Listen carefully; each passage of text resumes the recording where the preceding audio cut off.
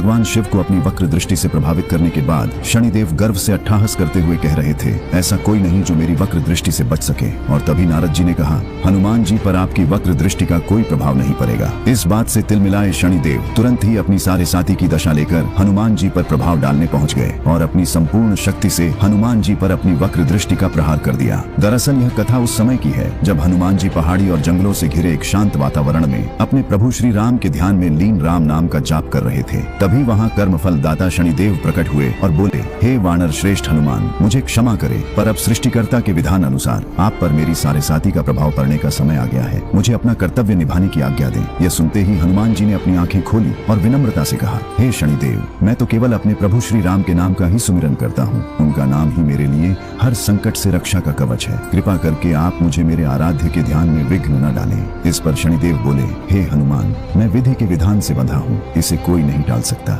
आपको मेरे प्रभाव को सहना ही होगा। हनुमान जी मुस्कुराए और कहा, ठीक है शनिदेव, जैसी आपकी इच्छा। यह सुनते ही शनिदेव हनुमान जी के मस्तक पर सवार हो गए और ठहाके मारकर हंसने लगे। लेकिन तभी कुछ ऐसा हुआ कि शनिदेव हनुमान जी के सामने गिड़गिड़ाने लगे। असल में जैसे ही शनिदेव हनुमान जी के सर पे सवार हुए, हनुमान जी ने अपने शरीर को विशाल पर्वतों जैसा बढ़ाना शुरू कर दिया। उनका आकार इतना विशाल हो गया कि शनिदेव उनके शरीर में बुरी तरह फंस गए और उन्हें हिलने तक की जगह नहीं मिली। शनिदेव कुछ समझ पाते इससे पहले ही हनुमान जी ने आसपास के सभी पहाड़ों को उठाकर अपने सर पर रखने लगे। वे अपना शरीर विशाल करते और जितने पर्वत दिखते उसे सर पर रखते जाते। इससे शनिदेव बहुत ही परेशान हो गए। पर्वतों के बोझ से उन्हें असहनीय पीड़ा होने लगी। यह सब शनिदेव के लिए असहनीय तो था ही, और अब हनुमान जी ने अपनी विशाल गदा को घुमाते हुए एक पर्वत से दूसरे पर्वत पर छलांग लगाना शुरू कर दिया। वे कभी घने जंगलों से होकर गुजरते तो कभी नुकीले पहाड़ों पर कूदते। इस उछल कूद में शनिदेव उन पर्वतों और वृक्षों से टकराकर लहूलुहान हो गए और उनका पूरा शरीर पीड़ा से छटपटाने लगा। जब दर्द असहनीय हो गया तो शनिदेव ने पुकारा,